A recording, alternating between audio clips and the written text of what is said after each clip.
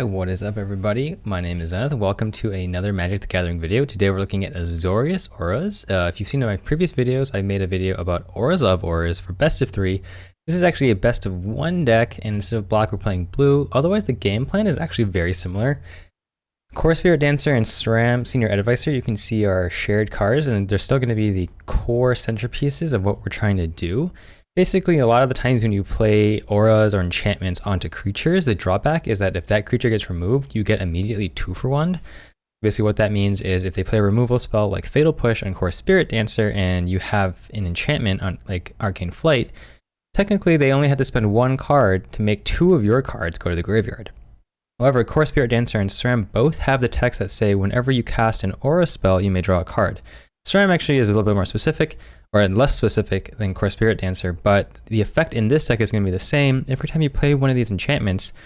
And it's really important that it's every time you cast one of these enchantments, not when they get enchanted themselves, you actually draw a card. And that reduces the drawback if these cards do get removed, because you actually replaced the enchantment with the card that you drew. Beyond that, the goal here is to actually gain outrageous amounts of value by playing enchantments with these creatures out in play, continuously drawing cards, and then continuously enchanting Core Spirit Dancer or Danto Vanguard and doing enough damage through those means. You also have things like Staggering Insight, which is going to be the main reason why you play Azorius, is that you gain access to this enchantment. You can also play counter magic like Spell Pierce and Dovin's Veto in place of removal spells, and you have Selfless Savior in place of Kaya's Ghost Form, which is what the Orzhov version would play. And yeah, you also have, the counter spell suite here in place of hand disruption like Thoughtseize. So it's a little bit less interactive, honestly. The only real interaction you have is going to be Heliod's Punishment and the 2 Spell Pierces and the 1 Dovin's Veto. Aside from that, it's a pretty linear deck on its own. It just kind of does its own thing. It tries to execute its own game plan. And of course you have recurring value with Luris and Selfless Savior. If you can just keep playing these 2 and over again, it's very hard to deal with. But yeah, so that's the game plan. Let's play a few games and see how things pan out. All right, we're into game 1 against Zangueta. It's going to be our opponent for this first game. Let's see what we got. So no creatures here, so this has to be a mull. No creatures in this hand either, so we're going to be a mull. All right, and we have a SRAM, and I feel all that glitters, and Heliod's Punishment. All right, let's get rid of planes, and let's say so Heliod's Punishment, let's say all that glitters. And this gives us a more balanced approach. If this is, okay, so this looks is probably Celestia Company is going to be what we're up against.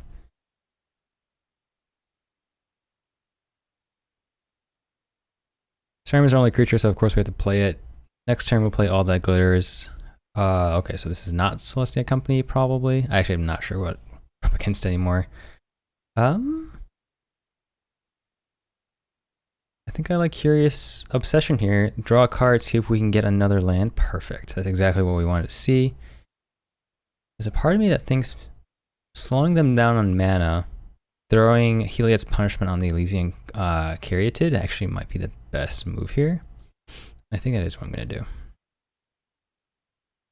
Sentinel's Eyes, beautiful. Now let's attack, and we're going to draw a card. Combat. They might block here because they already have 2 1/1s. We'll see how they want to handle the situation.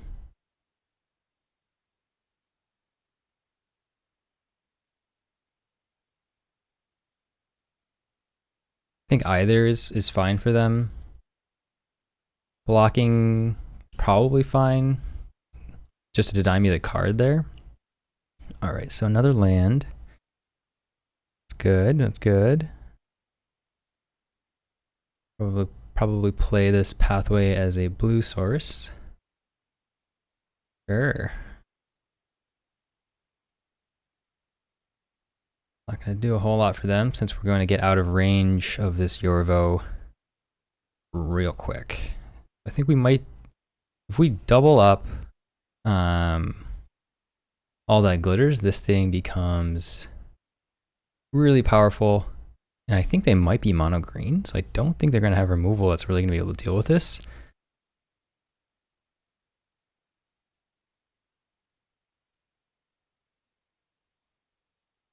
Sure. So next turn I'm gonna be able to dump Sentinel's Eyes and Selfless Savior on the board. That sounds pretty good. This is gonna be pumped to a 5/5 because of Love Struck Beast. But they're gonna have to just start trading creatures. That's fine too.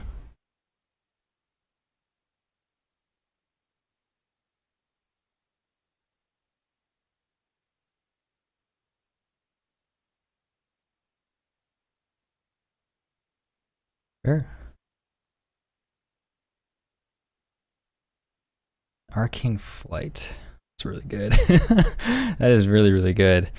Let's see just how powerful we can make this SRAM.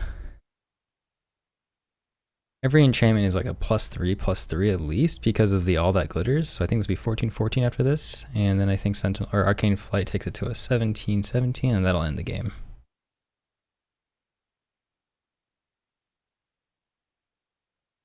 So again, this like kind of goes against a lot of kind of what I was taught about Magic when I first started playing in terms of the value you gain from enchantments, since this is not always the best way to do it, but man, when it works, it really works. Cool, so that's a win for game 1. Let's go on to game 2. All right, we're up against 2-1. That's our opponent right now. It's a funny name to have if you're in the best of 1 queue.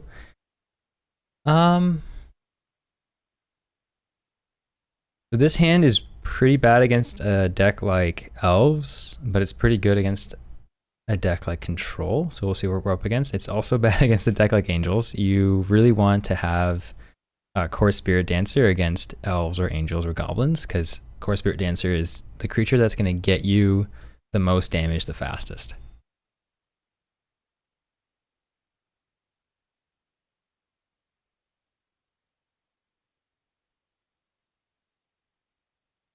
Okay, red source. That's not what I was expecting. So this might not be Angels.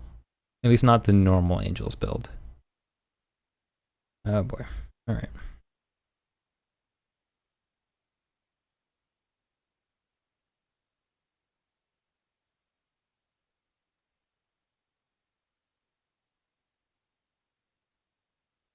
Yep, that's fine.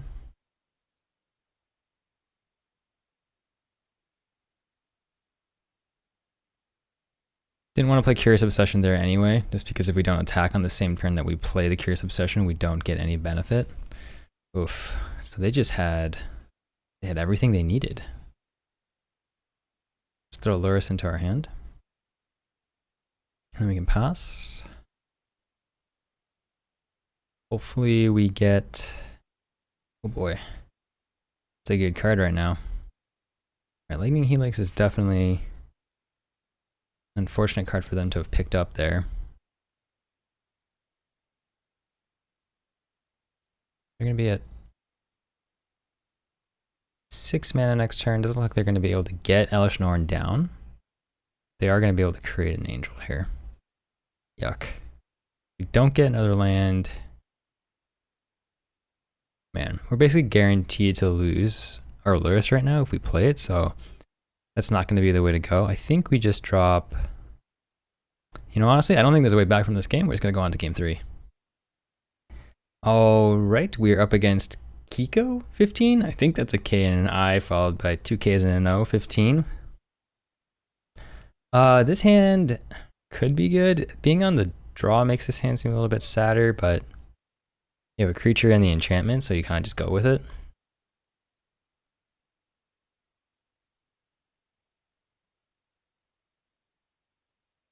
All right, our opponent's thinking about the first turn. Plains. Soul Warden. That's my guess. Aha! What do you know? So that is kind of unfortunate. Soul Warden and Angels again. We definitely want Core Spirit Dancer against this particular deck, but I think we'll be able to make do with what we've got, I hope.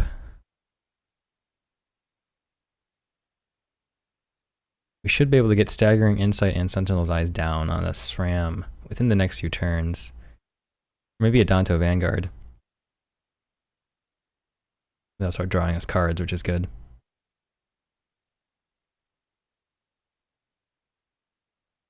Interesting.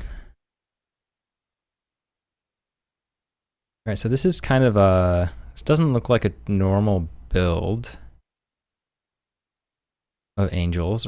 So this is just a life gain deck, so it's not just angels. Interesting.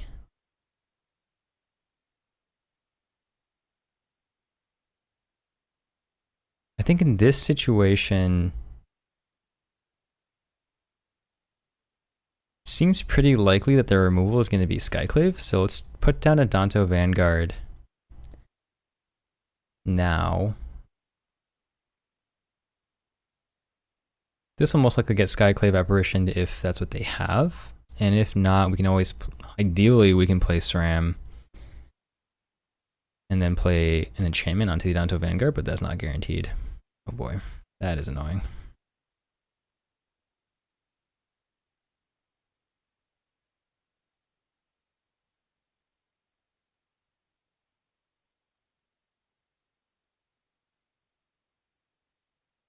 Perfect. That's exactly what we wanted to see. So now we can put down SRAM, put down, sure, put down Sentinel's Eyes onto the Danto Vanguard. Things are looking better now.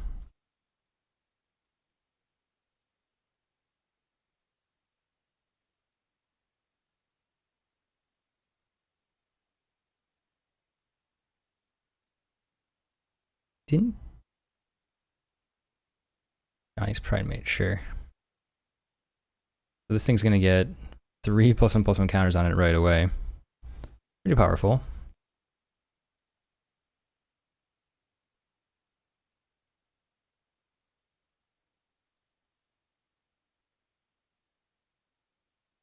Okay. Another Staggering Insight. So ideal situation I think would be to throw a Staggering Insight and an All That Glitters onto the Danto Vanguard. All That Glitters right now is at +2/+2. But doesn't have lifelink, and the lifelink is pretty valuable. I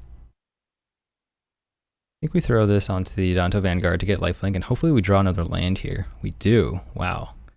That's perfect. Throw All That Glitters on here now. It's a +3/+3. Ooh, and now we have flying as well. All right. 8 damage. Let's see what they do. They'll probably just throw Soul Warden or Speaker under the bus.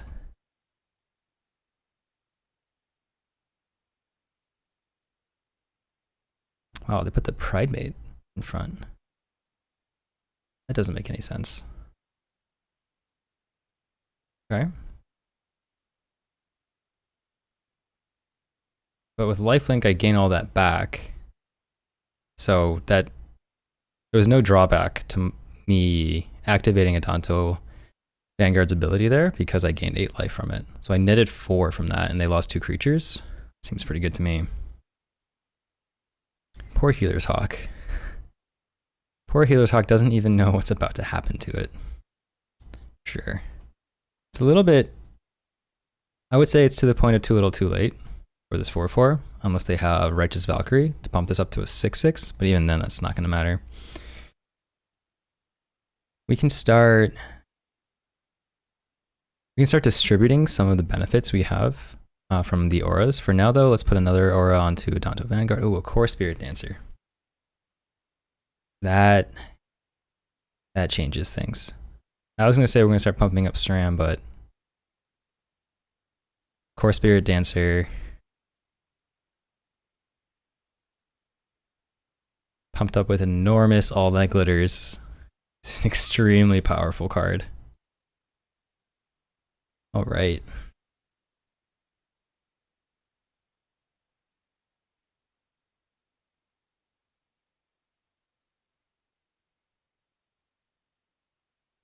I think the one card we have to look out for now is Ajani. I think starting next turn, we're going to leave at least 1 blue open so that we can Spell Pierce. If they Ajani us right now, we're probably dead. At least we're very close to dead. Heliod's Sun Crowned. All right, so that's not good enough. Sure.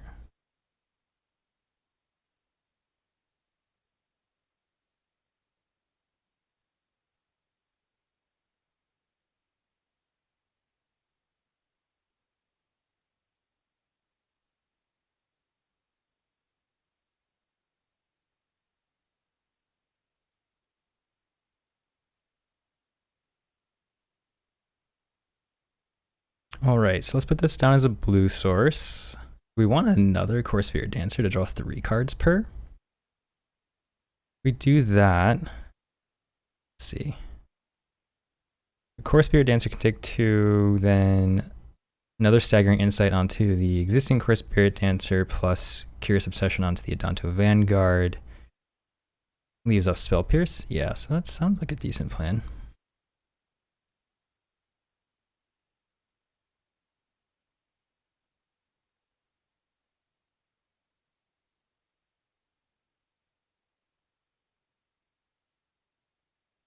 Throw that on whoever they like. Doesn't matter to me.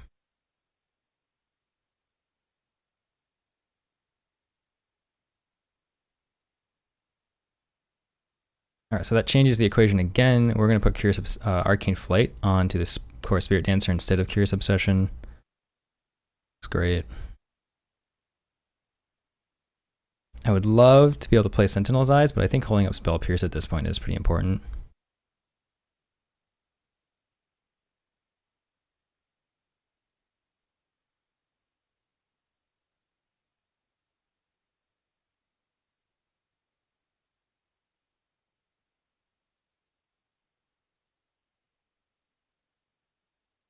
Sure.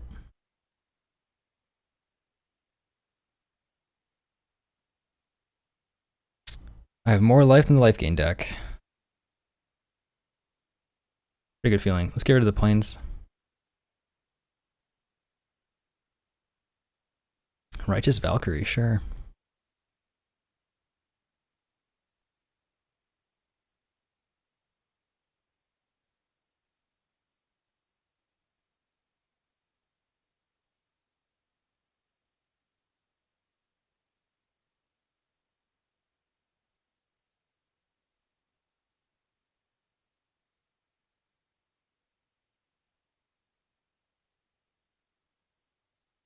I think the best part about all of this is that all of my creatures still outclass theirs. It's pretty remarkable, actually.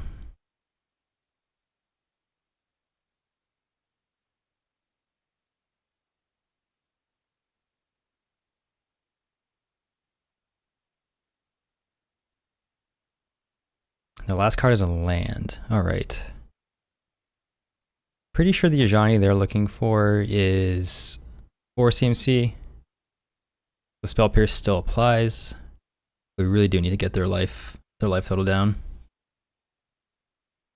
What does that do?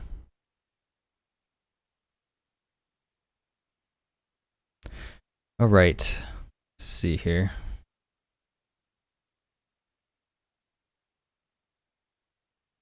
I believe 1 All That Glitters onto this Core Spirit Dancer makes it a force. Gonna make it a very powerful card very quickly. 10, 12 instantly. It's amazing.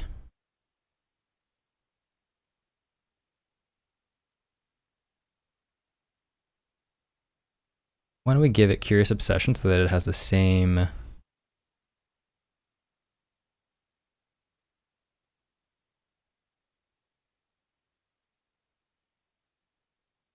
abilities as all the other creatures with card draw, and then let's also give it Sentinel's Eyes.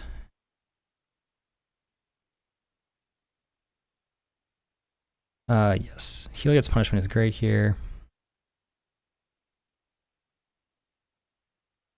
What do we put the Heliod's Punishment on? We put it on the Righteous Valkyrie. No more cards. I think we're actually getting to the point where we need to stop drawing these cards. Now let's go. Do I have another Sentinel's Eyes? Yes or no? I do not. Somehow I managed to not draw another Sentinel's Eyes. That's fine. Let's just go to combat.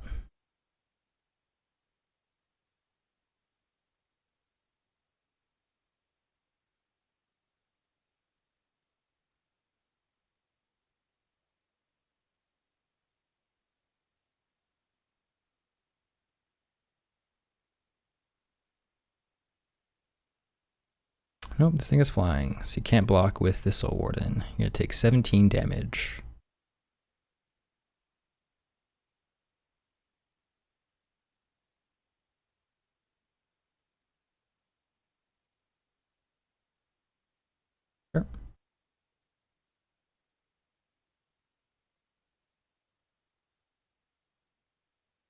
Perfect. Let's end turn. Discard 7 cards. Sounds good to me. 1, 2, 3, 4 lands, 5 lands, 6 lands, SRAM. Oh no, it's 5 lands and a SRAM, and then, oh, I don't know. One of the Adanto Vanguards. Sure.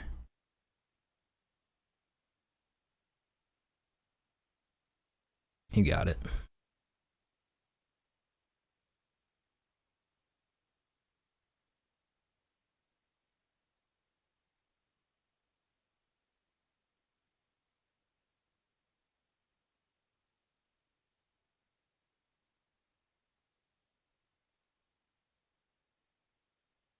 Sure.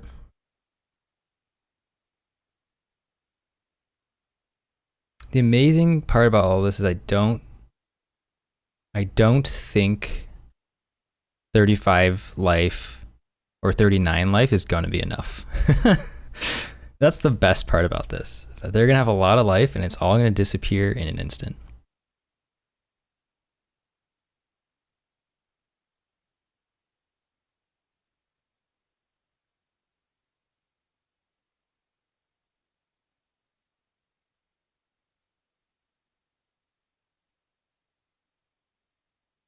All right, looks like the opponent is roping us. This game is over. The following turn, we can add Arcane Flight onto the last core Spirit Dancer, put down another All That Glitters on the Adanto Vanguard, and even giving the 4/4 lifelink on the block.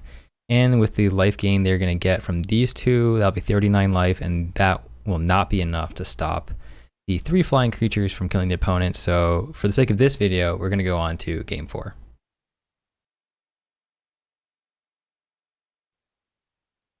All right, so while we're waiting for game 4, there was a line the opponent could have taken last game, which would be to give Heliod lifelink and gain 12 life. That still wasn't enough. They didn't actually do that line, but we ended up drawing a second Heliod's Punishment and putting that onto the last Angel and taking the opponent down to something like negative 40 life, dealing something around 60 plus that turn. So still a win. Let's go on to game 4. Here we have another hand with no creatures, so we're going to have to mulligan this.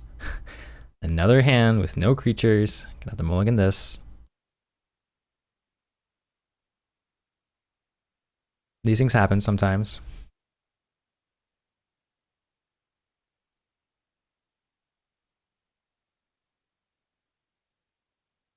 Okay, not the creatures you usually want. But we'll keep 5 here. And Spell Pierce is the most narrow card in general. If this is like a combo deck trying to play, I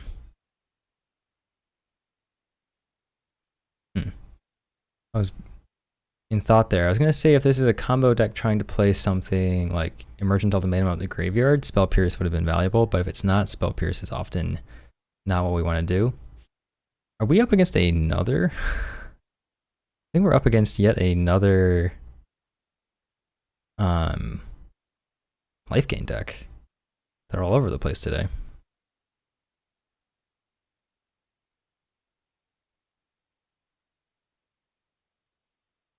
Beautiful. So the following turn we can just Heliod's Punishment, the Ajani's Pridemate, put Curious Obsession onto the Core Spirit Dancer and attack. A very good turn. It's gonna draw us 4 cards, probably more actually, probably 5. Wow, even more than that.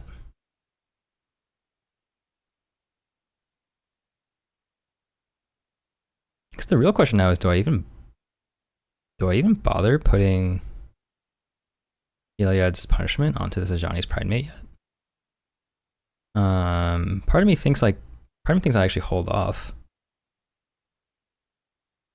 Let's see here. I think I have more. 2 blue, 3. This is fine. Let's put Sentinel's Eyes. Ooh, second Heliod's Punishment and a Curious Obsession onto the Core Spirit Dancer. And the opponent has seen enough. Cool, let's go on to game 5. All right, here we are with game 5. We're up against Kelavraxid, my best guess at their name. Alright, this hand could be good. If we lose the Core Spirit Dancer early, though, we're in trouble.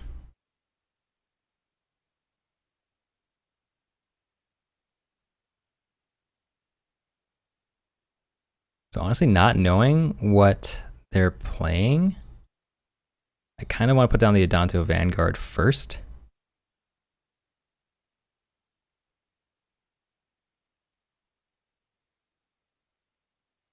Fabled Passage is usually played in decks that are running Jeskai colors.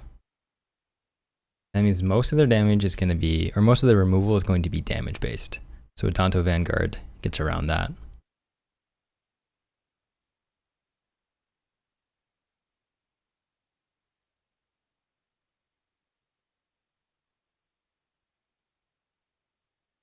Going in deep in thought here.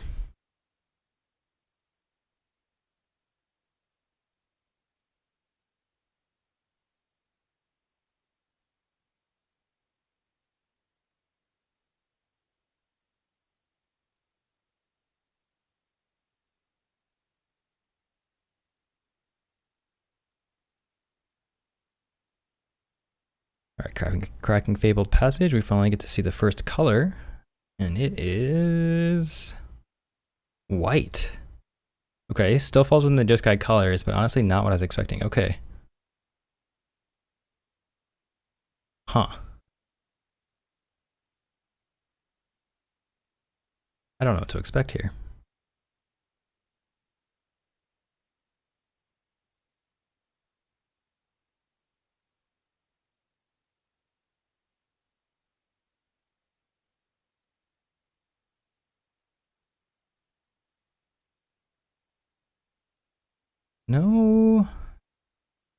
No instant speed effects there. That is interesting. Ah.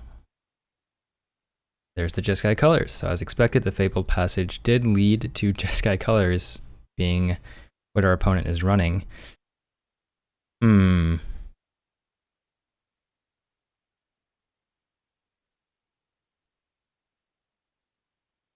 is a very all-in play, but we are holding Spell Pierce.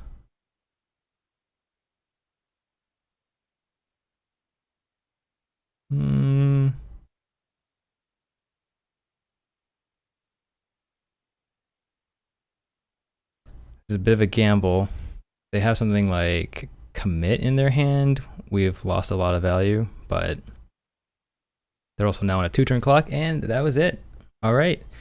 These are fast games. Looks like the opponents are not ready for the Auras cards. Let's go on to game 6. All right, we're into game 6 against Vespertine. I feel like I've played against Vespertine before. That name sounds familiar. No creatures. I know this is technically a creature. Not really the creatures we're looking for. I go first though. There's some amusing world where I play the Selfless Savior turn 1, Curious Obsession turn 2, and go to town. Yeah, let's see what happens. Content for a YouTube video, you never know. Hopefully this thing doesn't get removed immediately. If it does, yeah, well, it's a gamble we took. Ooh, so we get a SRAM. I mean, we should be smart and play the SRAM instead. Looks like we're up against another Jeskai deck. Rogran Triumph was the first land.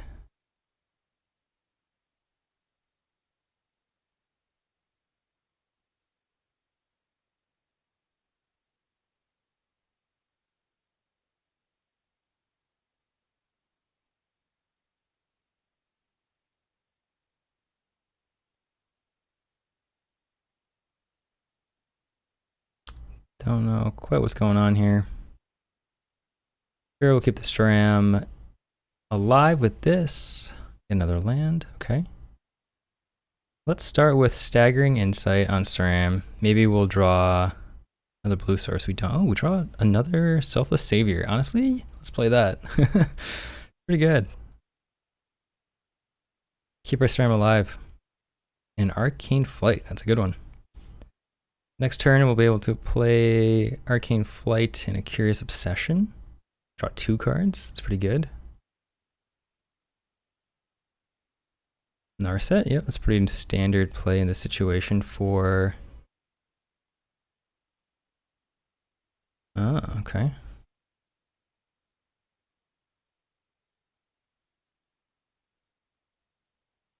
Let's see what they get. Dovin's Veto. All right. Well, I think...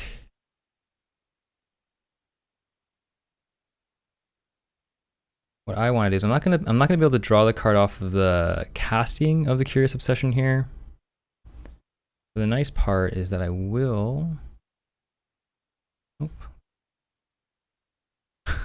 Messed that up. I will... Well, actually, will I get the draw off Selfless Savior here? I'm not sure. I do, because the damage is dealt. The Narset is gone, and so I draw the card. Awesome. At 4 mana, they're likely to play a Wrath. I think that's okay. Let's put Luris into our hand so that if they play the Wrath, we just sacrifice Selfless Savior to save SRAM, play Luris, and then we can actually bring back a Selfless Savior. Pretty good turn.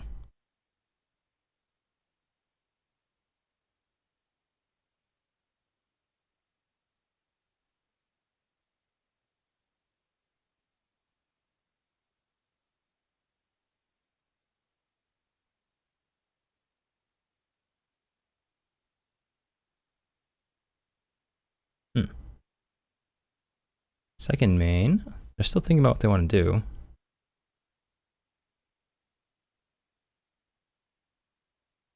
Maybe they have a second Lightning Helix?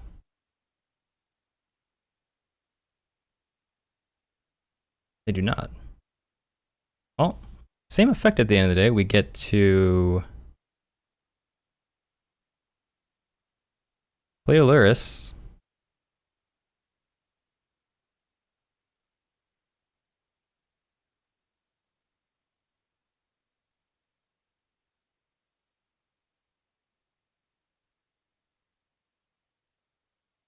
They go for the counter spell here. I'm not actually sure if I'm going to counter back. So if this is a memory lapse, I'm probably just going to let it go. Interesting. Put down the Selfless Savior, and we're going to hold up Spell Pierce. One of the cards I really don't want to resolve is a Teferi. Yeah, that's fine.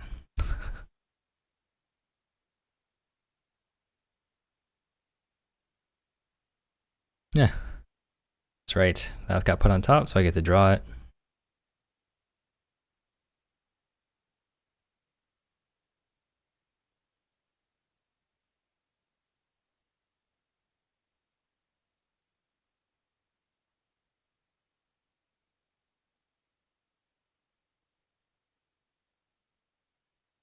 I would also counter a Wrath of God. Basically anything at the 4 or 5 mana level for the opponent, I'm going to be countering.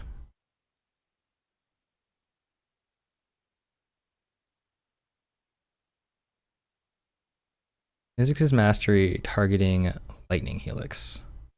That is ambitious.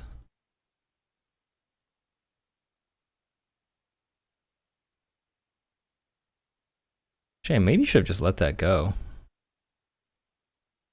Now that I'm thinking about it, that might have been better to let it go since I have Luris and I can just basically replay everything I had.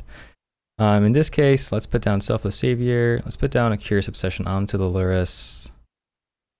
Draw the card, beautiful. Play Curious Obsession out of the graveyard onto the SRAM for value. Play Hallowed Fountain untapped to make him think about it, and then we'll attack. Draw 2 cards, 3 cards from this.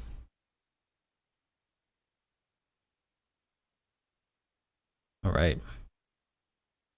With that, I think we can just pass. There's no need to play out these cards. We're representing lethal.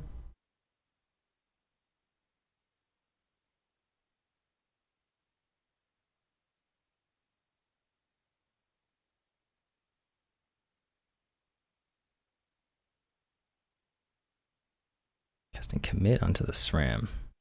Sure.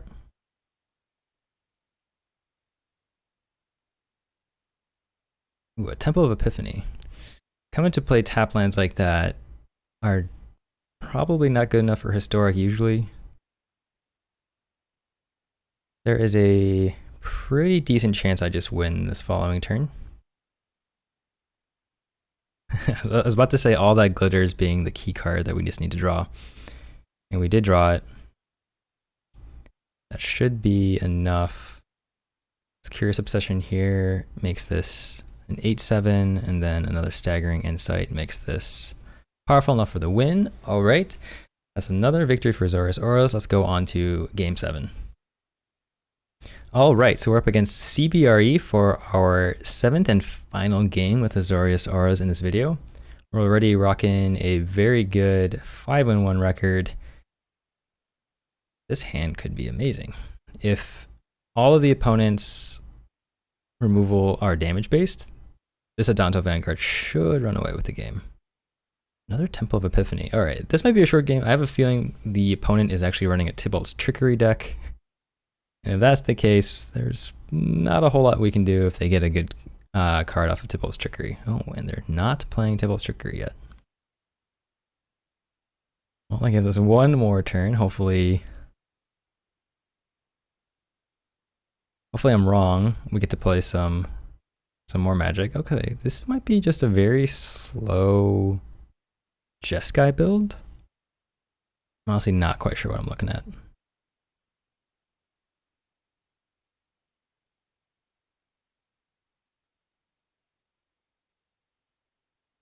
This might get memory lapsed, but if that's the case, okay, it didn't get memory lapsed.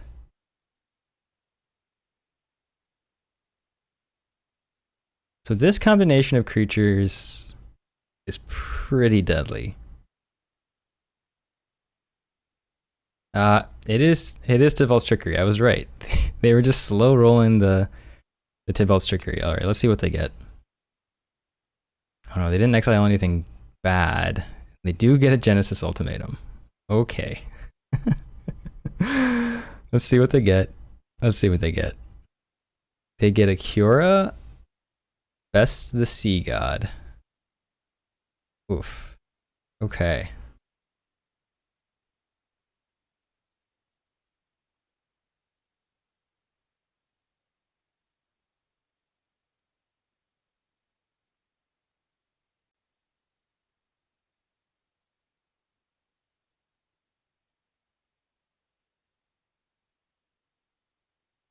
I don't know what to say. Honestly, the best, I don't even know if we have a way out of this. I think the only way we could possibly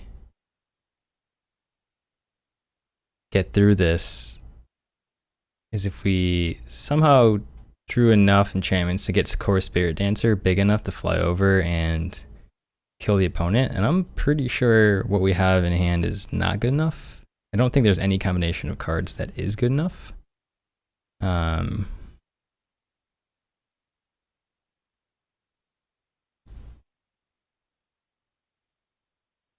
But we tried. We got pretty close. The unfortunate part is that they're just gonna take our Core Spirit Dancer.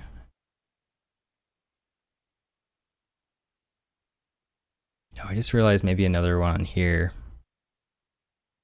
would have been useful, but it is what it is. You know what? Actually, I think the play might have been to put him on the Selfless Savior.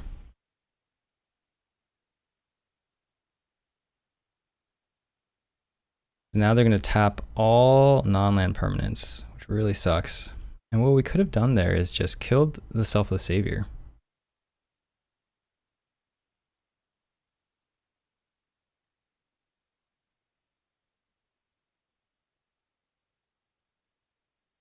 Uggin's Construct for 3. Another Uggin's Construct for 3.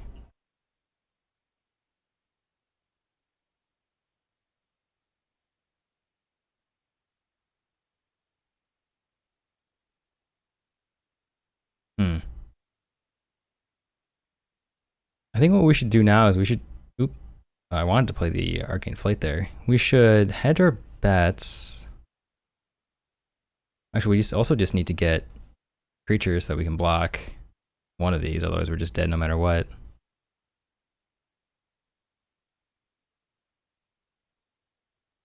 None of those are creatures, and this the Spell Pierce just came a little bit too late.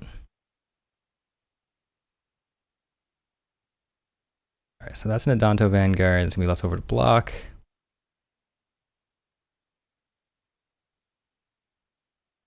Well, that's probably a good thing, since this Core Spirit Dancer is just gonna be used against us. Oh no, that's right, they can just grab this, attack with this, and it's over. I don't know why I didn't see that. In any case, that's going to be game over for me. This deck went to a nice 5-2 for this video. Very powerful games. Unfortunately, we lost to a turn 3 Tybalt's Trickery. And yeah, thank you so much. Let's go on to the wrap up. All right, let's take a look at this deck one more time. As you saw, the deck has a very powerful game plan. It's pretty good against the control decks if you get the right start, which is a lot of the time a Adanto Vanguard or a Selfless Savior backing up either SRAM or Core Spirit Dancer. Adanto Vanguard can honestly take care of most of the work on its own against a control deck. Once you get this thing big enough, and if you drop a Staggering Insight on it, it basically just can't get killed, and the pay for life becomes trivial because you're gaining more life through the lifelink with Staggering Insight than you are losing by paying for this. So it has a really good game there. In addition to that, Staggering Insight is very good against aggro decks. If you drop it on a Adanto Vanguard or Core Spirit Dancer, it takes you out of reach really quickly. We saw that against the life gain deck that had a lot of angels. The angels were really big, and the opponent managed to gain something like up to 44 life, but it wasn't enough since our own lifelink and the explosiveness of Core Spirit Dancer and all that glitters was enough to overpower them. Yeah, if we were going to make changes to this deck, I think there's not quite enough interaction at the end of the day. A lot of this deck is trying to play its own game plan more than it is interacting with the opponents, and it interacts with the opponent just enough to win. An example of that was the Spell Pierce that we played against one of the control decks that won us the match. Dovin's Veto every now and then against like an Ultimatum can be enough to really turn the tables. Well-timed Spell Pierce against like a Collected Company can also win the game. So it's trying to do just barely enough to keep the opponents off of their game plan while running its own. I don't know how good of an idea that really is. The Orzhov version plays something like twice as much removal with Myra's Grasp and Deadweight, and it also has Thoughtseize to disrupt the opponent's hand, and I think the Azorius deck might benefit from a little bit more interaction along those lines. Example of that would be something like even a Baffling End. I think that's technically an enchantment, and that would cause you to draw cards from Ceramic or Spirit Dancer, and it would still be effective removal against a lot of what's out there. But yeah, with that, thank you everyone for watching. If you enjoyed this video, you can find me at twitch.tv/ZenithLive. Hit that like and subscribe button if you enjoyed the video, and I hope to see you in another one. Thank you so much.